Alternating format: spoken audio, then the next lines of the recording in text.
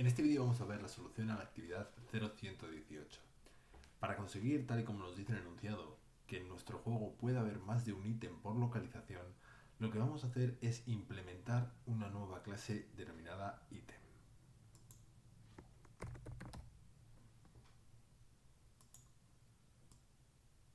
Vamos a ponerla por aquí y vamos a editarla.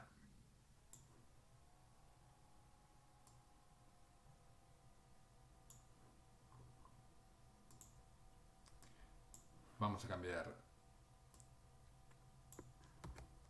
lo primero de todo el comentario de la misma. Ahí lo tenemos. Y vamos a borrar su contenido. Lo primero que voy a hacer es definir los atributos de dicha clase. Ambos van a ser de tipo privado.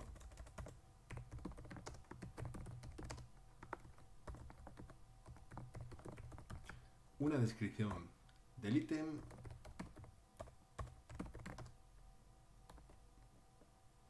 y otro atributo que va a representar el peso del mismo.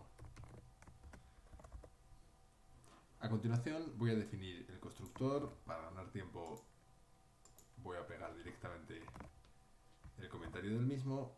Va a ser, como todos los constructores, un método público denominado ítem, tal y como es el nombre de la clase, y va a llevar dos parámetros. Uno indicando la descripción del ítem y otro indicando el peso de dicho ítem.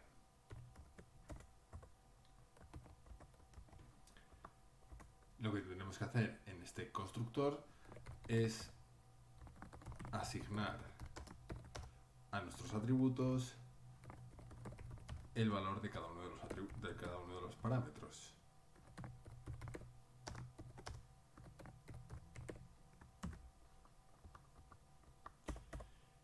A continuación la pregunta sería: ¿qué más métodos en la clase ítem necesito?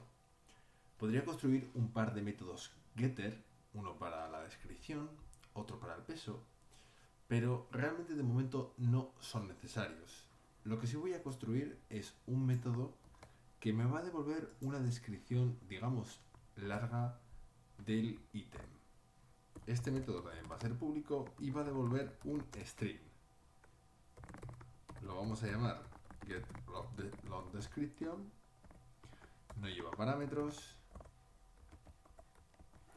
Y siguiendo los principios de Responsibility Driven Design, lo que vamos a hacer en este método perteneciente a la clase ítem es crear una cadena que incluya la descripción del ítem más el peso en kilogramos del ítem.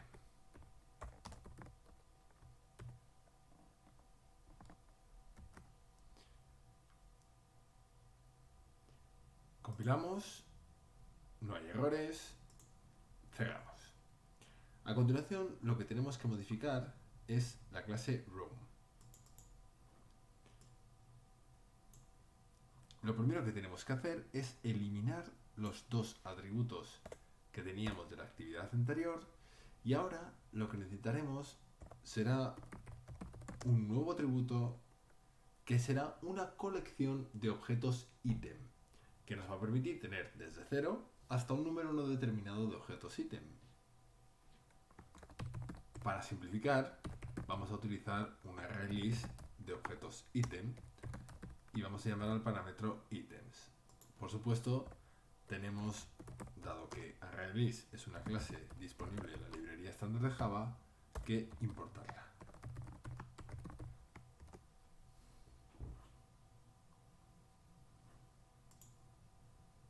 A continuación, nos fijamos que el constructor tiene la estructura de la actividad anterior, en la cual, al crear una habitación, le pasábamos el peso y la descripción del ítem que tenía la habitación. Ahora esto ya no es necesario, borramos esa cabecera y borramos esas dos líneas que es encargado de inicializar los atributos. Fijaros que hasta este momento no habíamos modificado la interfaz de la clase room, pero ahora ya sí. Hemos cambiado la interfaz del constructor de la misma. Si nos fijamos en el resto de métodos, no hay nada que modificar excepto en este getLoadDescription. Este método getLoadDescription estaba preparado para sacar la información del único ítem que hasta ahora contenía las localizaciones. De momento vamos a borrar esto y vamos a decir que nuestra cadena loadDescription se concatene lo que hay hasta el momento con lo siguiente. En principio necesitamos mostrar el número de ítems que hay y para eso utilizamos un there are más, utilizamos el atributo items, ponemos un punto y si hacemos control espacio nos aparece la ayuda de BlueG para poder localizar el método que necesitamos invocar sobre el atributo items. Ese método es ya conocido por todos, size, que devuelve el número de elementos que hay en nuestro ArrayList items.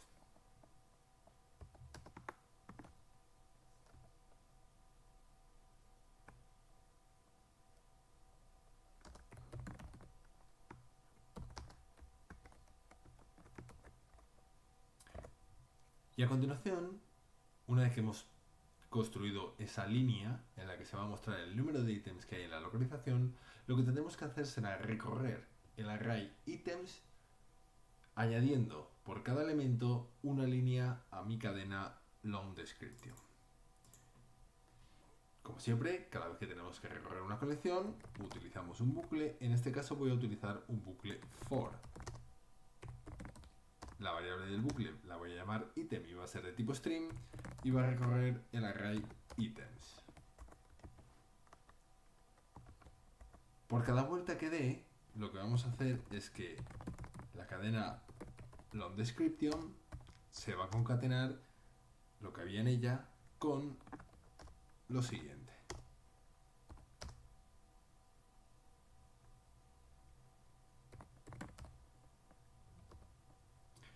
Y aquí, después de poner el punto, vuelvo a ejecutar control espacio y veo que dispongo, perdón, esto no es de tipo string, sino que es de tipo item, y ahora sí veo que dispongo del método getLoadDescription, un método propio de los objetos item.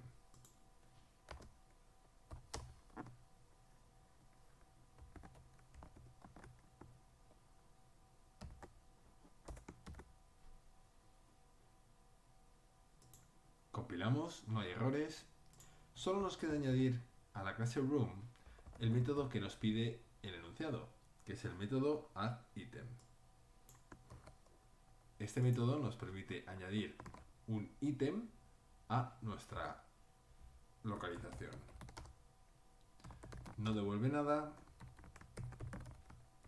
y recibe como parámetro un ítem. Por tanto, en mi documentación tengo que añadir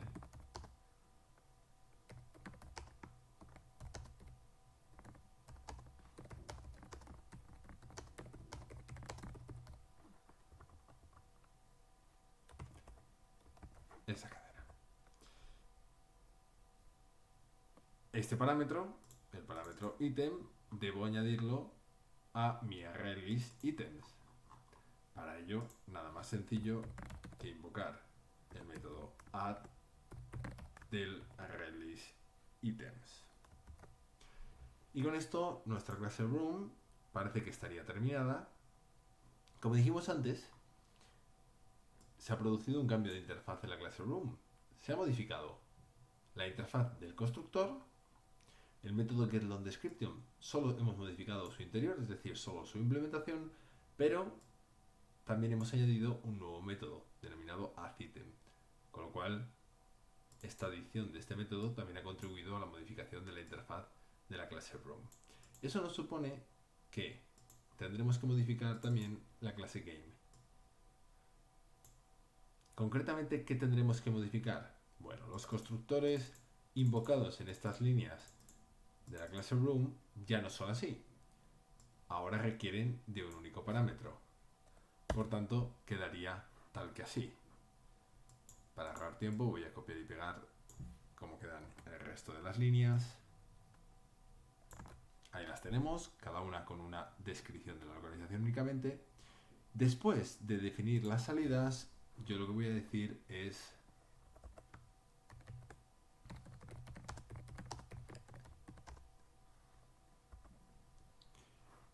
describir los ítems que tiene cada habitación. Por ejemplo, Galicia, invocaré el método addItem y ahora debo pasarle aquí un objeto ítem. Tendría dos posibilidades: crearlo en la línea anterior, o bien la otra posibilidad es utilizar un objeto anónimo. Invoco el constructor de ítem. ¿Con qué parámetros? Con la cadena una espada gaélica,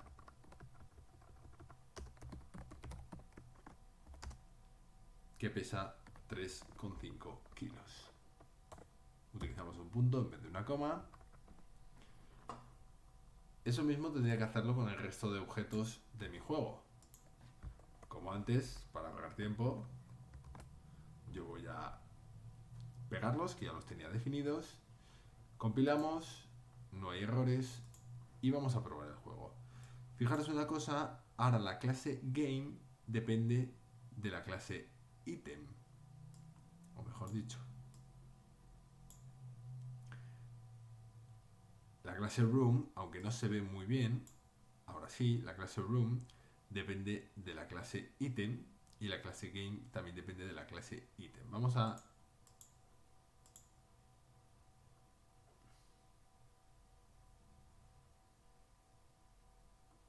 Vale, efectivamente se me ha olvidado una cosa. Cuando le doy a crear un objeto de tipo Game, ese objeto de tipo Game lo que hace es crear esta primera habitación, la de Galicia. Por tanto, se ejecuta el constructor de Galicia, en este caso el constructor de la clase Room, que realiza estas funciones. Se crean todas las habitaciones, se crean todas las salidas, y el problema es que cuando se ejecuta esta línea, se invoca el método addItem, que intenta añadir el ítem que yo le estoy pasando al atributo items. Este atributo items de la clase Room es un ArrayList, pero el problema es que me dice que se produce una excepción null pointer exception. Esto significa que este atributo items ahora mismo vale null y por tanto yo no puedo invocar sobre él el método add. ¿Por qué items vale null? Porque yo no he inicializado en ningún momento el atributo items. Sí lo he declarado en esta línea, pero no lo he inicializado. ¿Dónde lo debo de inicializar? Aquí. Debo decir que items es un nuevo ArrayList, utilizo la notación diamante e invoco al constructor. Eso se nos había pasado, pero para eso sirve testear el programa. Ahora el objeto se crea correctamente. Si jugamos, fijaros cómo para León aparece un único objeto. Si yo me voy al este hacia Galicia, me aparecen los dos objetos que tenemos en Galicia. Si vuelvo al este a León, me aparece el objeto, y si voy al sur, me aparecen 3 ítems en Castilla. Con lo cual el programa está funcionando correctamente. Si yo invoco un git status, me va a decir que se han modificado un par de archivos y además hay un nuevo archivo con respecto al último commit. Si yo hago git add -a punto, me dirá que estos dos archivos modificados y este nuevo archivo están preparados para ser incluidos en el commit, que es lo que vamos a hacer.